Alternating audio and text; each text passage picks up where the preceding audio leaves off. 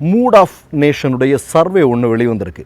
அந்த சர்வேயில் இந்தியாவில் 10 பேர் எடுத்துங்கன்னு வச்சுங்க. 10 பேரில் 6 பேர் ராகுல் காந்தி மீண்டும் பிரதமராக வர வேண்டும், அது மட்டுமல்ல இந்தியாவின் ஆகப்பெரும் தலைவராக ராகுல் காந்தியை ஏற்றுக்கொள்கிறார்கள். மோடிக்கு 10 பேர் எடுத்தீங்கன்னா எவ்வளோ பேர் தெரியுமா? 2 பேர் கூட கிடையாது. நல்லா பார்த்துங்க. இன்றைக்கு ஓட்சோரி என்கிற அந்த ஒரு மிக முக்கியமான முன்னெடுப்பு, அதன் பிறகு பீகாரில் நடைபெற்ற பயணம், இப்போ நீங்கள் பார்த்தீங்கன்னா ராகுல் காந்தியினுடைய செல்வாக்கு எத்தனை மடங்கு பெரிதாக இந்தியாவில் வளர்ந்திருக்கிறது என்பதை பாருங்கள். இன்றைக்கு வந்திருக்கக்கூடிய சர்வே. கூடுதலாக ஒரு செய்தி என்ன அப்படின்னா, மோடியினுடைய கட்சியிலிருந்து பல கட்சிகள் விலகி கொண்டிருக்கிறார்கள். இன்றைக்கு பீகார் தேர்தல் நடக்கவிருக்கிறது, சில மாதங்கள் தான் இருக்கிறது. நிதிஷ்குமார் இந்த கூட்டணியில் தொடரமாட்டார் என்கிற ஊகங்கள் எக்கச்சக்கமாக வந்துட்டுருக்கு. போதாக்குறைக்கு நீங்கள் பார்த்தீங்கன்னா தமிழ்நாட்டை எடுத்தீங்க. தமிழ்நாட்டில் இன்னும் தேர்தலுக்கு பல மாதங்கள் இருக்கிறது. ஆனால் டிடிவி தினகரன் என்ன சொல்கிறாரு? இந்தியா கூட்டணியிலிருந்து நான் வெளியே போகிறேன் அப்படிங்கிற மாதிரி சொல்கிறார். இதெல்லாம் நடந்துகிட்ருக்கு, சர்வசாதாரணம் நடந்துருக்கு. இது இங்கே மட்டும் இல்லை.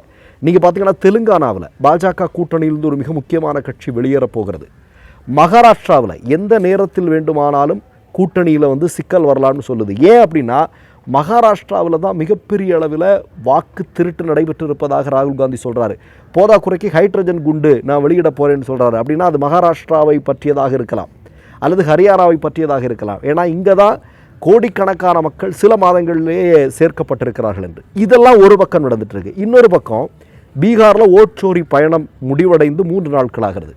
ஏராளமான சர்வேக்கள் வெளிவந்து கொண்டிருக்கிறது. சர்வேக்கள் அப்படின்னு நீங்கள் பார்த்தீங்க அப்படின்னா உள்ளூர் ஊடகங்கள் பல சர்வேக்கள் எடுத்து வெளியிட்டிருக்கிறாங்க. என்ன வெளியிட்டிருக்காங்க அப்படின்னா, இப்போது தேர்தல் நடக்கும் பட்சத்தில் பீகாரில் 3/2 பங்கு இடங்களில் காங்கிரஸ் கட்சி மாபெரும் வெற்றியை பதிவு செய்யும் என்று சொல்கிறார்கள்.